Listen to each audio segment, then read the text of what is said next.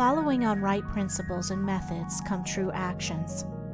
One who is striving to grasp true principles and work with sound methods will soon come to perceive that details of conduct cannot be overlooked, that, indeed, those details are fundamentally distinctive or creative, according to their nature, and are of deep significance and comprehensive importance, and this perception and knowledge of the nature and power of passing actions will gradually open and grow within him as an added vision, a new revelation.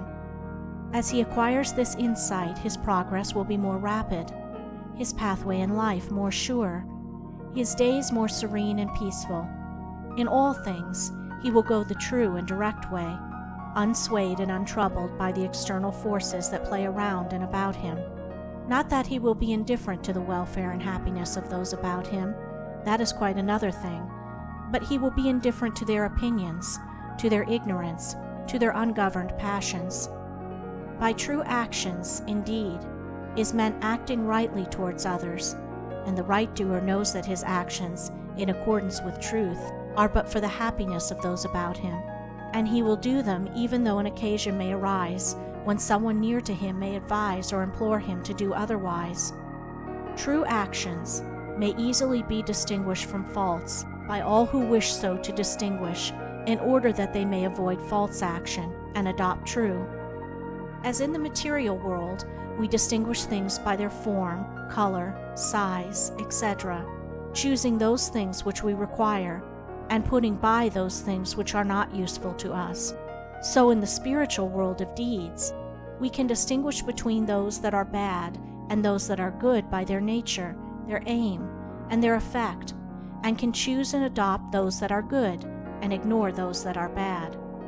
In all forms of progress, avoidance of the bad always precedes acceptance and knowledge of the good.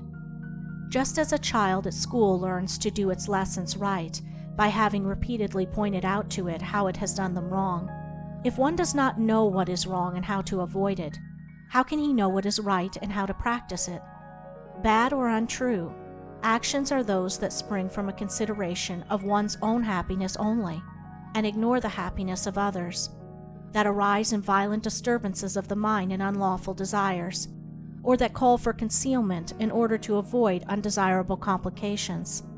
Good or true actions are those that spring from a consideration for others, that may arise in calm reason and harmonious thought framed on moral principles, or that will not involve the doer in shameful consequences if brought into the full light of day.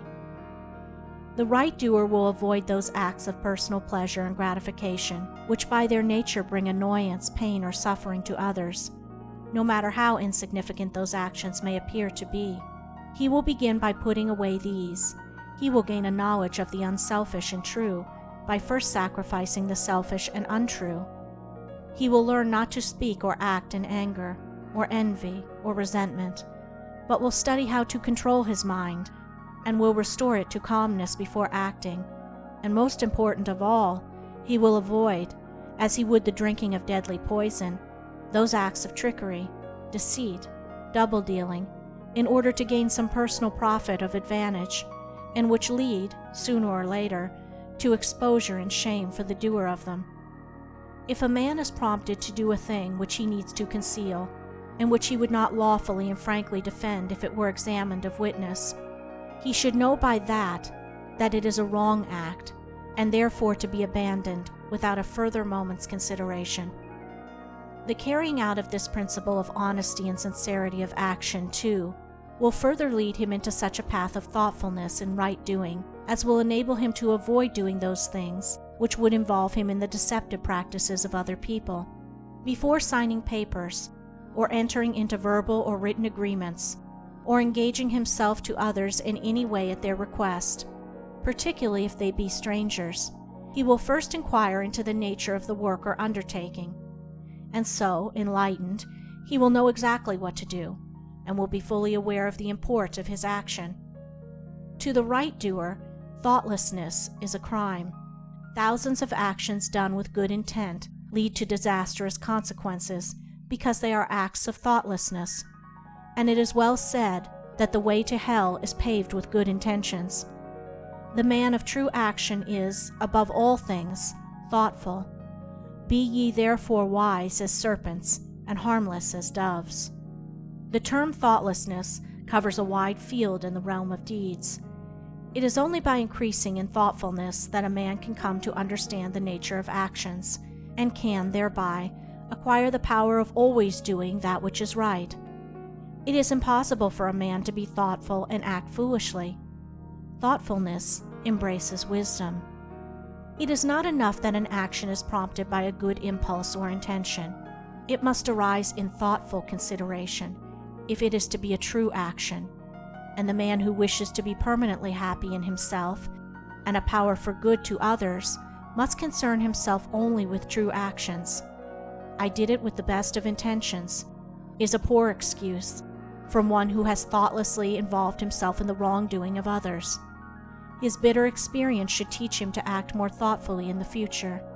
True actions can only spring from a true mind, and therefore while a man is learning to distinguish and choose between the false and the true, he is correcting and perfecting his mind, and is thereby rendering it more harmonious and felicitous, more efficient and powerful. As he acquires the inner eye to clearly distinguish the right in all the details of life, and the faith and knowledge to do it, he will realize that he is building the house of his character and life upon a rock which the winds of failure and the storms of persecution can never undermine. End of Chapter 3. Recording by Andrea Fiore.